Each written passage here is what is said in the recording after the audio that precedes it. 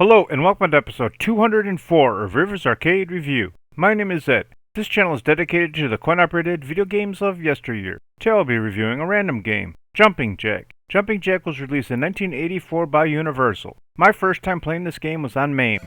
Jumping Jack is a platform game in which you control a character named Jack with a 4-way joystick and a jump button. You need to move Jack through a series of platforms and enemies in order to reach the goal at the top of the playfield.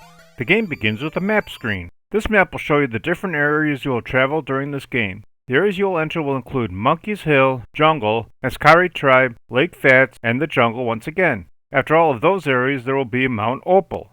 After the map screen, you will go to the gameplay area, which is Monkey's Hill. This playfield consists of 6 horizontal rows of different objects. You need to move your character across these objects without being knocked off by an enemy. Your control of your character is different than normal platform games. You not only need to move the joystick to move your character, but you also need to press the jump button since moving the joystick alone won't move your character. You will face multiple enemies throughout your journey. The first enemy will be the jumping monkey. These monkeys will jump in the opposite direction of your character in an attempt to defeat you. Contacting one of these monkeys will cost you a life. Your character will begin at the bottom left of the playfield. There will be several types of items your character needs to jump across to reach the goal. These items include solid platforms, teeter-totter type planks, rock stumps, and mushrooms. Jumping on each of these will cause a different reaction to your character as well as the enemies. Jumping across the solid platforms will require anywhere from 1 to 4 jumps to make it across and will have no outward effect on your character. The next item will be the teeter-totters. Jumping on the teeter-totter will cause the opposite side to rise. The next item will be the mushrooms. Jumping on these mushrooms will act like a springboard and you will automatically be launched to the next space, so you will need to use caution to make sure there are no enemies in the next space. If the mushroom is at the end of the platform, you will bounce back to the previous space safely. The final item will be the stone stumps. These stumps will only be between the horizontal rows. You can use these stumps to wait for enemies to pass before jumping to the next row. When jumping from platform to platform, you can actually safely jump through the enemies without losing a life. If an enemy is on a teeter-totter when you jump on it, it will fly off causing it to be defeated and you will earn points by doing so, although if you're on the teeter-totter when an enemy jumps on it, you will fly off costing you a life.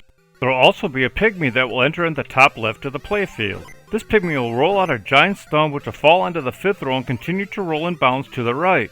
You need to avoid or jump over the stone because if it contacts you, you will lose a life. You will begin each round with 8,000 bonus points. These points will decrease at a rate of about 100 points per second in 25-point increments. When you reach the goal, you will receive these bonus points, although if the bonus runs out, you will lose a life. There will also be 3 gopher holes on the playfield. The 2 lower holes will be inaccessible to your player. Occasionally, a gopher will appear from one of these holes and move toward one of the platforms and begin dancing. If you move your character towards the gopher, it will return to its hole but leave a bag of money in its place. You can collect this bag of money for extra points. You are able to access the hole in the left of the 5th row. If you jump into the hole, your character will disappear for about 1 second, although the gopher will push you out and you'll carry a bag of money with you which will award you extra points. Similarly to many Universal games at the time, extra lives won't be given based on scores but by earning the letters E, X, T, R, and A. These letters will be displayed at the top of the playfield. There will be a red border that will surround one of these letters. The border will move from letter to letter about every 2.5 seconds. There will be a white monkey amid the pink ones. Defeating the white monkey will award the letter that is surrounded by the red border and it will turn that letter from white to yellow. Completing the word extra will immediately end the round and you will get a brief intermission with the screen saying, "Congratulations, you win Extra Jack. Have a nice game." Your character will automatically jump across 6 stumps before leaping down and adding an extra life to your stock. In addition to everything else, there will be cherries placed throughout the playfield. There will be 5 cherries on each round with the exception of round 2 where there will only be 4. You can collect these cherries for extra points. The cherries will regenerate if you lose a life. After completing the first round, you will return to the map screen and you will advance to the jungle round. For this round, the goal will be at the top left side of the playfield, although you will still begin at the bottom left. This round will have a new enemy, the rhinoceros. These rhinoceroses will be on the left side of the 3rd, 4th, and 5th rows. These rhinos will charge in from off-screen and ram the solid platforms and cause them to vibrate. If you are standing on a platform while it is vibrating, you'll be knocked off, costing you a life. Other than the rhinos, the gameplay will be the same as round 1. Completing round 2 will bring you back to the map screen and you will advance to the Ascari Tribe round. For this round, the goal is returned to the right side of the playfield. For this round, the pygmies have returned, although there will be 3 instead of just 1. There will be 2 pygmies that appear on the left side of the playfield and 1 on the right. These enemies will throw spears across the playfield in an attempt to hit your character. You need to avoid these spears because if one contacts your character, you'll lose a life. Once you complete this round, you'll return back to the map screen where you will advance to Lake Fats. This round will take place on water as opposed to land. Although similar, the platforms have some differences. The solid platforms and stumps have been replaced by vertical logs. The teeter-totters have been replaced with floating logs which will react the same when you land on them, although the mushrooms have been completely removed. For this round, there will be a new enemy, which are the man-eating piranhas. These piranhas will jump in and out of the water as they move horizontally and vertically. While they are jumping vertically, they will jump over the horizontal logs. You need to avoid these piranhas because if one contacts you, you will lose a life. This round will also have a turtle to the left of the fourth row. If you jump on the back of this turtle, it will swim off screen to the left. You will stay off screen for about 2 seconds, although when you return, you'll be carrying the money bag and you'll receive extra points.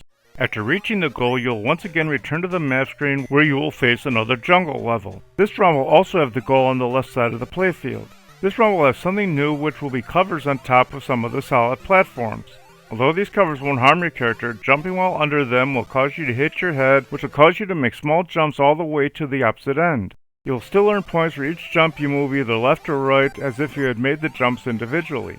You need to use caution when going under the covers because if an enemy is under them at the same time you move, you will not safely pass through the enemy and you will lose a life.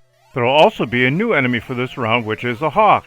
The hawk will fly horizontally on rows 3, 4, and 5. You need to avoid these hawks because if one contacts you, you will lose a life. Completing round 5 will bring you to the base of Mount Opal. You will automatically enter the opening of the bottom of the mountain, which will bring you to the bonus round. The bonus will consist of a slot machine with 3 reels on it. There will be different symbols on these reels.